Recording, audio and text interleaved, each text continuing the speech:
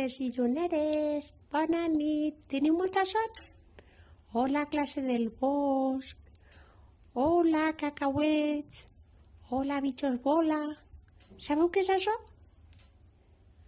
Això és la llar de foc. Ara ja s'ha fet fosquet i anàvem quasi a dormir Elisa i jo. Però sabeu què li he demanat?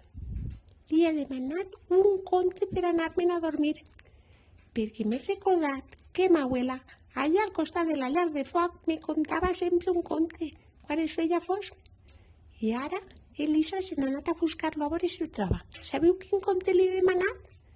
Li he demanat quin conte? Patufet, que a mi me feia riure molt.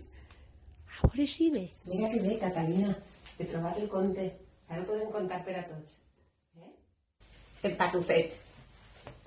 Això era una vegada un xiquet que era molt xicotet, era així de xicotet. I clar, com era tan xicotet, els seus pares tenien por de que es perguera o que el xafaren. Oh, pobre Patufet. Però ell estava una mica fart i li va dir a sa mare un dia: mare, deixa'm anar a algun lloc, va, que sempre estic a casa sol, jo vull veure gent.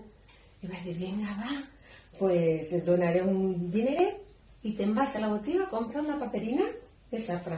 I això va fer. Però perquè no el xafaren, va pensar: pues aniré cantant.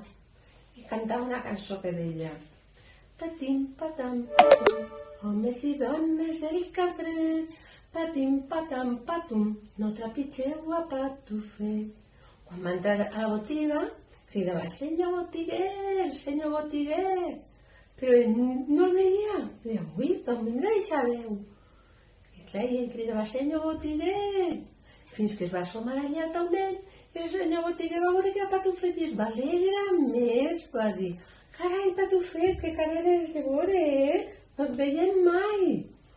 És que ma mare m'ha donat este dineret per a que me dones una paperina de safrà. I això va fer el botiguer, i va donar la paperina de safrà, i ell se'n va anar més content, estava de content, i anava cantant: patim, patam, patum, homes i dones del carrer, patim, patam, patum, no trepitgeu a Patufet.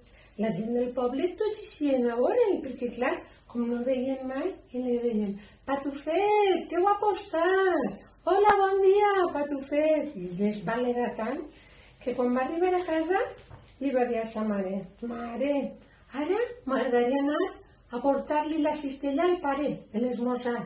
Home, però això està una mica lluny i jo què sé, te pot passar alguna cosa, le deia la mare.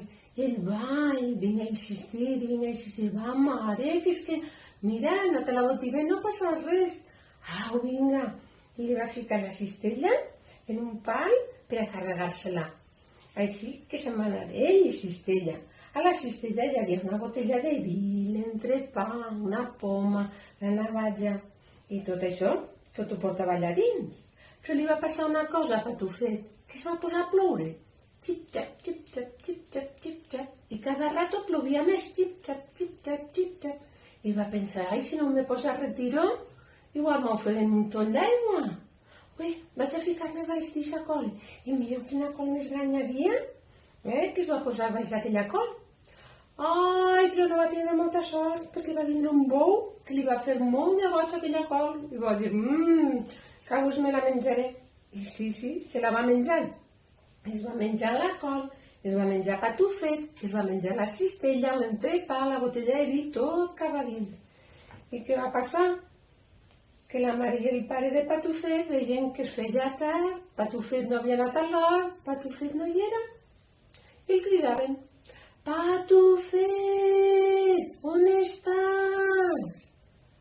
Patufet, on estàs? Però Patufet no contestava. Ai, mare! I en això que es va arrimar el bou, allà on estaven ells. I ells continuaven cridant: Patufet, on estàs? Fins que van sentir: estic a la panxa del bou, on ni neva ni plou. I aleshores el bou es va tirar un pet que va fer i va eixir d'allí: ui, Patufet, tot cagadet, va eixir la patufet, la cistella, l'entrepa, la botella de vi, i tot va eixir i tots es van posar supercontents de tornar a tindre allà patufet. I bé, conte contat, ja s'ha acabat. I ara, xics i xiques de la lluna, és hora de dormir. Vinga, que demà us en conto un altre.